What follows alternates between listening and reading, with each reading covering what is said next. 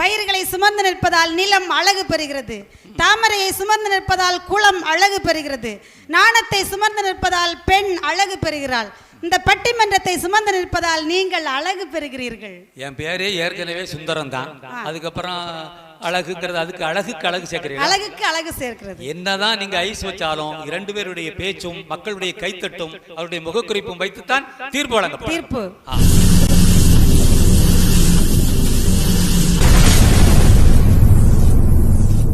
மரத்தில் அடித்து இறக்கினால் அது ஆணி, மனிதனை ஏற்றி விட்டால் அது ஏணி, கடலை கிழித்து சென்றால் அது தோணி, கிரிக்கெட்டில் சிக்ஸர் அடிப்பது நம்ம டோனி, இந்த பட்டிமன்றத்தை கலக்குவது உங்கள் பாணி. நீங்க பேசுறத கேட்டு அவங்களுக்கு எல்லாம் வருவது சிரிப்பாணி. டோனி இல்லாத கிரிக்கெட் எப்படியோ, தளபதி இல்லாத துப்பாக்கி எப்படியோ, தலை இல்லாத மங்காத்தா எப்படியோ, ஒட்டகம் இல்லாத பாலைவனம் எப்படியோ, அப்படியே கான்செப்ட் இல்லாமல் பேச வந்திருக்கும் என் எதிரணி அண்ணாச்சி அவர்களே. இந்த அண்ணாச்சியே இந்த பாடுபட்டாங்கன்னா வீட்டுக்காரர் என்ன பாடுபடுவாங்களோ வீட்டுல. உண்மைதான் சொல்றேன். பொய்யிலே பிறந்து பொய்யிலே வளர்ந்து பொய்யாக பேசி பொய்யாகவே பேசிக்கொண்டு பேசுவதற்காக அமர்ந்திருக்கும் என் அருமை அண்ணா அவர்களே. தினேஷ் என்ன இருந்தாலும் அண்ணனை ரொம்ப மோசமா பேசக்கூடாது இல்ல, அதனாலதான் கொஞ்சம் அப்படி இப்படி போட்டு பேசுனது. சரி சரி. ஏன்னா எங்களை ரொம்ப தாக்கி பேசுவாருன்னு தெரியும். கொஞ்சம் கவனமா பேசுங்க. பக்கத்துல 2-3 கிலோமீட்டர் தான். அவங்க வீட்டம்மா ஒருவேளை அங்கே இருந்தாலும் இருப்பாங்க. கவனமா பேசுங்க. நடுவர் அவர்களே, குடும்பம்னா என்ன? குடும்பத்தை சீரழிப்பது ஆண்களா பெண்களா? அருமையான ஒரு தலைப்பை கொடுத்திருக்கீங்க. அட்டகாசமான தலைப்பு தான். ஆனா அதுலயே தெரிய வேண்டாமா ஆண்களா பெண்களான்னு? எனக்கு அங்க அண்ணன் நினைச்ச பயமாவே இருக்கு. அது என்னன்னே தெரியல. எதுக்கு இப்படி வந்து உட்கார்ந்து இருக்காங்கன்னு எனக்கு தெரிய மாட்டேங்க. நான் சொல்றேன், குடும்பம்னா என்ன நடுவர் அவர்களே? குடு பிளஸ் இன்பம். இன்பத்தை கொடுப்பதுதான் குடும்பம். அந்த இன்பத்தை யாரு கொடுக்க முடியும்? இன்பத்தை யாரு கொடுக்க முடியும்? யோசித்து பாருங்க. அதாவது ஒரு குடும்பத்தில் ஒரு பெண்ணானவள் தன்னுடைய பிறந்த வீட்டில இருந்து புகுந்த வீட்டுக்கு கல்யாணம் முடிச்சு போகும்போது ஒரு குத்து விளக்கு கொடுத்து விடுவாங்க இல்ல நடுவர்களே? குத்து விளக்கு கட்டாயம் கொடுத்து விடுவாங்க, அப்படிதானா? அந்த குத்து விளக்கு ஏன் கொடுத்து விடுறாங்க தெரியுமா? அந்த குத்து விளக்குக்கு மேல அகன்ற பகுதி இருக்கு பாத்தீங்களா, அது படைத்த பிரம்மாவை குறிக்குமா. அதனுடைய தண்டு பகுதி இருக்கு பாத்தீங்களா, அது விஷ்ணுவை குறிக்குமா. அதனுடைய கீழ் பகுதி வந்து சிவனை குறிக்குமா. மேல அந்த எண்ணெய் விடுவோம் பாத்தீங்களா, அந்த பகுதி வந்து திருமகளை குறிக்குமா. அதில் விழும் ஒளி தீபம் சுடர் இருக்கு பாத்தீங்களா, அது வந்து கலைமகளை குறிக்குமா. அப்ப 5 கடவுளுடைய குணம் என்னது? அன்பு, பொறுமை, நிதானம், பகிர்வு, முயற்சி, உழைப்பு. இப்படி 5 குணங்களோட ஒரு பெண்ணானவள் பிறந்த வீட்டிலிருந்து புகுந்த வீட்டுக்கு காலடி எடுத்து வைக்கிறார். அப்படிப்பட்ட பெண் எப்படிங்க சமுதாயத்தை சீரழிக்க முடியும்? எப்படிங்க முடியும்? குடும்பத்தை எப்படி சீரழிக்க முடியும்? எப்படி இருக்கு நடுவர்? கல்யாணமே கழிக்காம இருக்காரு நினைக்கிறேன். கல்யாணமே கழிக்காம இருக்காரு போல இருக்கு. அப்படியெல்லாம் கல்யாணம் முடியாம இருந்தா பொண்ணே அமையாது எங்க அண்ணாச்சிக்கு. என்ன பொம்பளைங்களை குறை சொல்லிட்டு இருக்க கூடாது இல்ல? இனிமேல் ஒரு பொண்ணு அமைஞ்சிருந்தா அவருக்கு வீட்டுல சாப்பாடு இல்ல. ஏற்கனவே கல்யாணம் ஆனவர் தான். என் பாவம் எங்க அக்கா என்ன செய்ய. நடுவர் அவர்கள் அவரு கேட்டுக்கிட்டு இருக்காரு. எங்க ஊர்ல ஒரு ஆளு கல்யாணம் ஆனவர் 1க்கு 2 கல்யாணம் ஆனவர் சிரிச்சுக்கிட்டே இருக்காரு.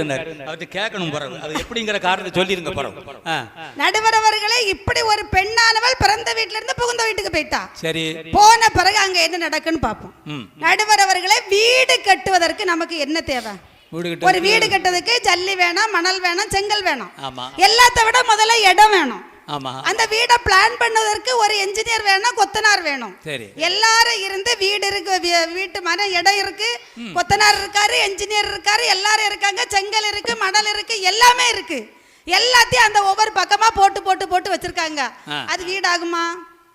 வீடாகாது. அது வெறும் மணல் மேடு. அதை எடுத்து அஸ்திவாரம் போட்டு செங்கலை வச்சு அப்படியே சிமெண்ட வச்சு அப்படியே கட்டி கட்டி கட்டி கட்டி வந்தாதான் அது ஒரு வீடு. அப்பதான் அது ஒரு குடும்பமா இருக்கும்.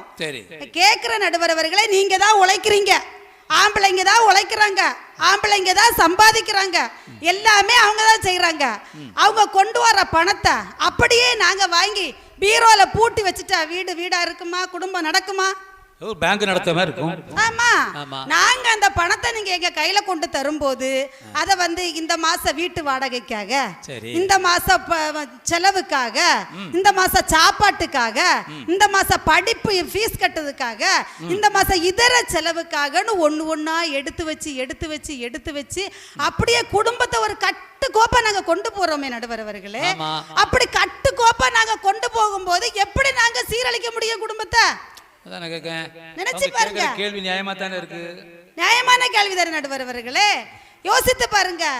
ஏயா நான் கேக்குறேன், நீங்க உங்க மனைவி மனதுல வந்து முதல் பாயாசத்தை வாருங்க. அப்ப உங்க இலையில தானா பாயாசம் வரும்ல. இன்னைக்கு கேக்குற 2 பேரும் வேலைக்கு போறாங்க. இன்னைக்கு உள்ள சமுதாயத்துல 2 பேரும் வேலைக்கு போனாதான் முடியும். ஆண்களும் வேலைக்கு போறாங்க, பெண்களும் வேலைக்கு போறாங்க. இப்ப நானும் வேலைக்கு போவேன், எங்க வீட்டுக்காரங்களும் வேலைக்கு போவாங்க. வாரத்துல 6 நாள் எங்களுக்கு வேலை தான். 7வது நாள் ஞாயிற்றுக்கிழமை கவர்மெண்ட் கொடுத்துருக்கிற லீவு. அது வந்து ஆம்பளைங்களுக்கு லீவு, எங்களுக்கு என்னைக்கு லீவு? அந்த ஞாயிற்றுக்கிழமை தான் நாங்க அதிகமான வேலை பார்ப்போம். வீட்டு வேலையும் பார்க்கணும், அன்னைக்கு தான் வீடு துடைக்கணும், ஒட்டடை அடிக்கணும், ஒரு வாரத்துக்குள்ள துணியை துவைக்கணும், இதெல்லாம் எக்ஸ்ட்ரா வேலை எங்களுக்கு. ஆமா, அன்னைக்கு சொன்னாங்க ஒருத்தர், நாளும் கோளும் நலிந்தோர்க்கில்லை, ஞாயிற்றுக்கிழமை பெண்களுக்கும் இல்லை அப்படின்ட்டா. பாத்தீங்களா? ஞாயிற்றுக்கிழமை வெளியே வேலை பார்க்கணும், வீட்லயும் வேலை பார்க்கணும். அப்ப எல்லா வேலையும் நாங்க பார்த்துட்டு கடைசியில என்ன செய்வோம் தெரியுமா? மனசுல நினைப்போம், வாரத்துல ஒரு நாள் தான் நாங்க வந்து எங்க கணவர் குழந்தைகளோட அப்படியே ஒரு வட்டமா உட்கார்ந்து சாப்பிடுறது வாரத்துல ஒரு நாள். அன்னைக்கு கணவனுக்கு பிடித்த உணவு, பிள்ளைகளுக்கு பிடித்த உணவுன்னு எல்லாம் செஞ்சு அப்படியே வட்டமா உட்கார்ந்து நாங்க சாப்பிடுவோம். பாத்தீங்களா? அதுல இருக்க ஒரு சுகம் தாங்க எங்களுக்கு சுகமான சுமை. இல்லம்மா, நீங்க இங்க வீட்டுல இருந்து வெளியே வேலைக்கு போறீங்கல்ல, உங்க வேலைக்கு போற இடத்துல போற வழியில நீங்க படுக்க பாடு என்ன பாடு? அவங்க எல்லாம் 2 வீலர்ல போயிருவாங்க. ஒழுங்கா போக முடியுமா? 2 வீலர்ல போயிருவாங்க. நாங்க இந்த பஸ்ல ஏறி அடிபட்டு மிதிபட்டு கஷ்டப்பட்டு நொந்து நூலாகி போய் தான் வருவோம். இப்படி இருக்கும்போது எப்படிங்க நாங்க குடும்பத்தை சீரழிக்க முடியும்? குடும்பத்தை எப்படி நாங்க சீரழிக்க முடியும்? அடுத்த கேக்குறேன், சுமங்கலி பூஜைன்னு ஒண்ணு எல்லாருக்கும் தெரியும். தெரியாதவங்க யாருமே இருக்க மாட்டோம், அப்படிதானம்மா?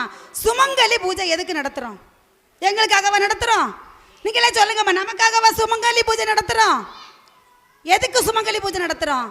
தன்னுடைய குடும்பம் நன்றாக இருக்க வேண்டும், தன்னுடைய குழந்தைகள் நன்றாக இருக்க வேண்டும், தன்னுடைய கணவர் நன்றாக இருக்க வேண்டும். இந்த ஒரு காரணத்துக்காக தான் சுமங்கலி பூஜையே நாங்க நடத்துறோம். தினேஷ் அவர்களே, அவங்க குற்றச்சாட்டு நியாயமாகத்தான் படுது. அக்செப்ட் பண்ணிக்கிட்டு பட்டிமன்றத்தை முடிச்சுட்டு போயிடலாம்னு நினைக்கிறேன். உங்களுக்கு நீங்க சம்மதிச்சிட்டீங்கன்னா எல்லாரும் வீட்டுல போய் சும்மா தூங்கிடுவாங்க. இல்ல மறுக்கிறீங்களா? நீங்க மறுக்கிறதாக இருந்தால் தொடரும், இல்லை என்றால் நிறைவுறும்.